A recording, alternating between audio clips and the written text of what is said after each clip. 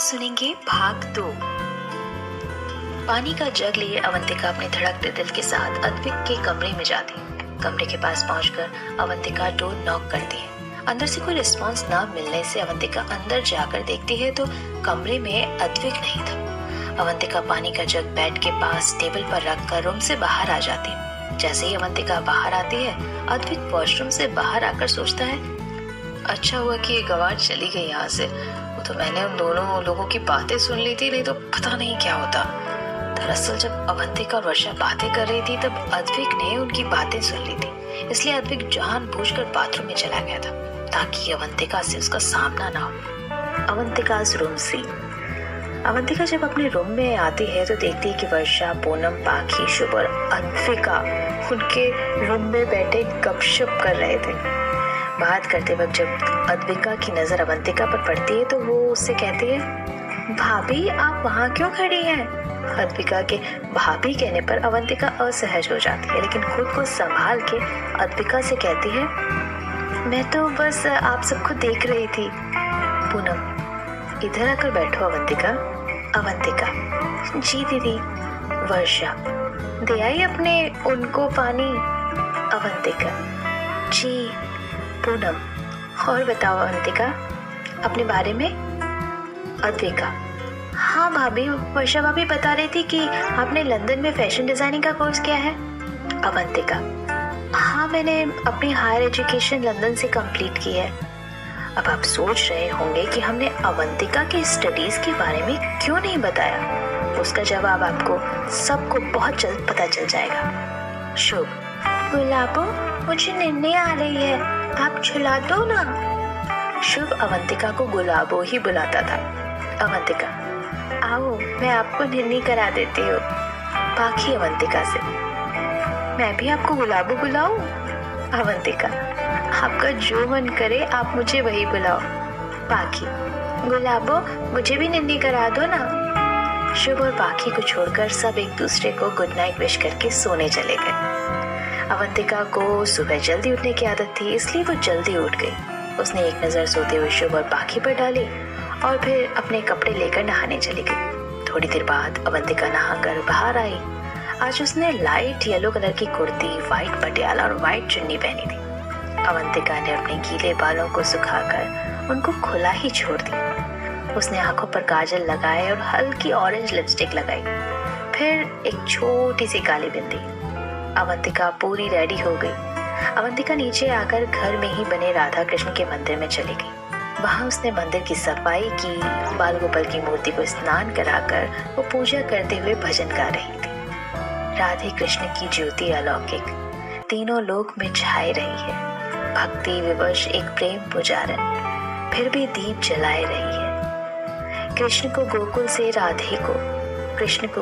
से राधे को बरसाने से बुलाए रही है। राधे कृष्ण की ज्योति अलौकिक तीनों लोक में छाए रही है। भक्ति विवश एक प्रेम पुजारन फिर भी दीप जलाए रही है। अवंतिका के भजन की आवाज सुनकर सब एक एक करके मंदिर में आ गए। सब मंत्रमुग्ध होकर उसके भजन को सुन रहे थे। अद्विक के रूम का सीन। अद्विक, ये सुबह सुबह किसको इतनी भक्ति चढ़ गई है? बोलते हुए अद्विक अपने रूम से बाहर आया। जब उसकी नजर भजन गाते हुए अवंतिका पर जाती है तो अद्विक चिढ़ जाता है। अद्विक, इस गंवार से और उम्मीद भी क्या की जा सकती है? अवंतिका के भजन को सुनकर सुभाषिनी जी और सुधा भी बहुत खुश होती हैं। सुभाषिनी जी अवंतिका से कहती हैं, अवंतिका बेटा, मैं अपने हर दिन की शुरुआत तुम्हारे भजन से करना चाहती हूँ। क्या तुम मुझे हर रोज भजन सुना सकती हो? अवंतिका, जी दादी माँ। सब हॉल में बैठकर बातें कर रहे थे। तभी विशंबर जी ने कहा, मैंने पंडित जी को बुला लिया है सगाई और शादी की डेट फिक्स कराने के लिए। रघुनाथ जी, ये तो भाई आपने बहुत अच्छा किया। राजशेखर जी, आप जल्दी से अवंतिका बेटिया हमारे घर की बहू बनकर आ जाए। अभी वो लोग बात ही कर रहे थे तभी पंडित जी आ जाते हैं। पंडित जी, राधे कृष्ण जजमान। विशंबर जी, राधे कृष्ण पंडित जी, आइए बैठे यहाँ। पंडित जी, यजमान जल्दी से लड़का लड़की की कुंडली दिखा दीजिए, हमें एक और जगह जाना है। विशंभर जी, जी जरूर।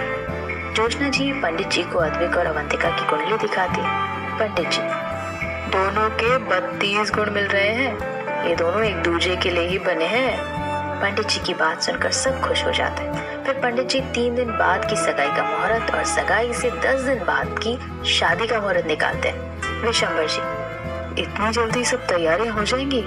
रघुनाथ जी, हाँ हाँ हो जाएंगी।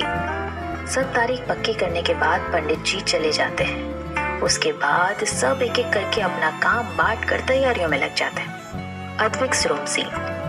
अद्विक गुस्से में अपने कमरे में आता है और हर सामान को नीचे फेंकना चालू कर देता है। अद्विक खुद से, हर माँ बाप चाहते हैं कि उनका बच्चा खुश रहे, लेकिन यहाँ मेरे ही माँ बाप मेरी जिंदगी बर्बाद कर रहे हैं। ये लोग मेरी एक अनपढ़ गंवार लड़की से शादी करा रहे हैं। आखिर कमी क्या थी उसमें?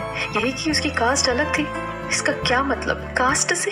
वो मुझसे प्यार करती है, मैं उससे प्यार करता हूँ, फिर शादी क्यों नहीं? वो हर तरह से मेरे स्टैंडर्ड से मैच करती है, और ये लड़की, इसे तो ना कपड़े पहनने का ढंग है और ना बात करने का। इस शादी में सिर्फ दादू के कहने पर कर रहा हूँ, लेकिन मैं कभी इस लड़की को अपनी पत्नी का दर्जा नहीं दे सकता। ये मेरी पत्नी कभी नहीं बन सकती, क्योंकि इसकी कोई औकात ही नहीं है मेरी पत्नी बनने की। सिर्फ सोफिया मेरी पत्नी बनेगी और उसकी जगह मैं किसी को नहीं दे सकता। मैं मरते मर जाऊंगा, लेकिन इसे कभी एक्सेप्ट नहीं कर सकता। I hate you miss Avantika Singhania. Avantika के रूम का सीन। अवंतिका अपने कमरे में खिड़की के पास खड़ी थी। अवंतिका खुद से ही, हमें तो विश्वास ही नहीं हो रहा कि हमारी शादी आपसे हो रही है। हमने आस ही छोड़ दी थी कि हम कभी दोबारा आपसे मिल पाएंगे। जब पापा ने शादी की बात कही थी तब ऐसा लगा जैसे किसी ने हमारी सांसें रोक ली हो। एक एक पल को हमने सोचा कि पापा को आपके बारे में बताते, लेकिन फिर सोचा कि क्या ही बताऊंगी मैं पापा को आपके बारे में। ना मुझे आपका नाम पता था और नहीं ये पता था कि आप रहते कहाँ हैं। उन चंद मिनटों की मुलाकात में आप मेरी जिंदगी बन गए। बेशक मैं आपके लिए अनजान हूँ, पर उन चंद लम्हों में आप मेरी जान बन गए। ये शादी मैं पापा के कहने से ही कर रही थी, लेकिन मेरे लिए उनकी खुशी ज़्यादा ज़रूरी है। जब आज सुबह आपको देखा तो मेरी खुशी का ठिकाना ही नहीं रहा। आई लव यू अद्विक जी। सही कहा पंडित जी ने कि हम बने एक दूसरे के लिए। ये पार्ट मैंने अद्विक और अवंतिका के फीलिंग्स के बारे में बताया कि वो शादी को लेकर क्या सोचते हैं। अब देखना ये है कि क्या ये शादी से अवंतिका निखरेगी या बिखरेगी।